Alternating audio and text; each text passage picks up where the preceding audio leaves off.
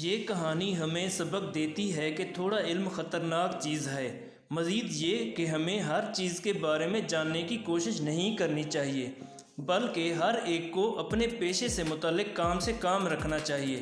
کوئی بھی کام کرنے سے پہلے ہمیں اس کے بارے میں مناسب علم حاصل کرنا چاہیے، کیونکہ محض تھوڑا سا علم رکھنے سے غلط نتائج برآمد ہو سکتے ہیں۔ ایک دفعہ کچھ مسافر کسی جگہ آرام کرنے کے لیے رکے۔ انہوں نے اپنے اونٹ چرنے کے لیے چھوڑ دیے۔ ایک اونٹ خربوزے کے کھیت میں جا گھسا اور خربوزے کھانے لگا۔ ایک خربوزہ اس اونٹ کے گلے میں اٹک گیا اور اس کے مر جانے کا خطرہ پیدا ہو گیا۔ مالک نے اونٹ کے گلے کے گرد کمبل باندھا اور اس پر زوردار ضربیں لگائیں۔ خربوزہ اونٹ کے گلے میں ٹوٹ گیا اور اونٹ نے اسے نگل لیا۔ ایک آدمی نے یہ سارا عمل دیکھا۔ اس نے اپنی گٹھلی اٹھائی، اگلے گاؤں میں گیا اور اعلان کر دیا کہ وہ ایک ڈاکٹر ہے۔ لوگوں نے پوچھا کہ وہ کس چیز کا علاج کر سکتا ہے۔ اس نے بتایا کہ وہ گلہڑ کا علاج کر سکتا ہے۔ ایک بوڑھی عورت کا گلا سوجا ہوا تھا۔ اس نے اپنا علاج کرنے کو کہا۔ اس عطائی نے اس عورت کے گلے کے گرد کمبل باندھا اور پوری قوت سے ہتھوڑا مارا۔ بوڑھی موقع پر ہی ہلاک ہو گئی۔ لوگ برہم ہو گئے۔ انہوں نے اس کو سزا دینا چاہا کہ اس نے بوڑھی عورت کو قتل کیا ہے۔ ان میں سے ایک نے اپنے ساتھیوں سے کہا، وہ بوڑھی عورت تھی اور قریب المرگ تھی، کیوں نہ ہم اس سے اس کی قبر کھدوائیں اور پھر اس کو سزا دیں۔ لہٰذا انہوں نے اس سے بوڑھی عورت کی قبر کھدوائی۔ اس کے بعد اس کی خوب پٹائی بھی کی۔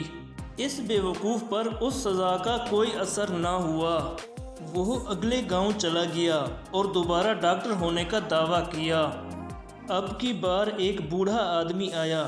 اس عطائی نے کہا، اگر خدا نخواستہ اس کے ہاتھوں بوڑھا آدمی مر گیا تو وہ اس کو اس کی قبر کھودنے پر مجبور نہیں کریں گے۔ لوگوں نے اس بات کو عجیب سمجھا اور چلا کر بولے کہ علاج سے پہلے تم تو اپنے مریض کی قبر کھودنے کی بات کر رہے ہو، اور انہوں نے اس عطائی کو وہاں سے بھگا دیا۔ اس بے وقوف عطائی کو شتر بانو یعنی اونٹ والے آدمیوں پر غصہ آیا کہ انہوں نے علاج کا درست طریقہ نہیں بتایا۔ وہ ان کے پاس گیا اور انہیں کہا کہ تم بڑے بے وقوف ہو، تم نے مجھے علاج کا درست طریقہ نہیں بتایا ہے۔ شتر بانو نے بتایا کہ بے وقوف ہم نہیں بلکہ تم ہو۔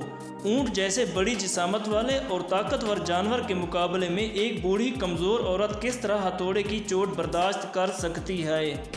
شتر بانو یعنی اونٹ والے آدمیوں میں سے ایک نے اس کو غلطی کا احساس دلانے کے لیے ایک بڑی سی چھڑی لی، جس کے آگے لوہے کے کڑے چڑھے ہوئے تھے، اور ایک اونٹ کو ضرب ماری۔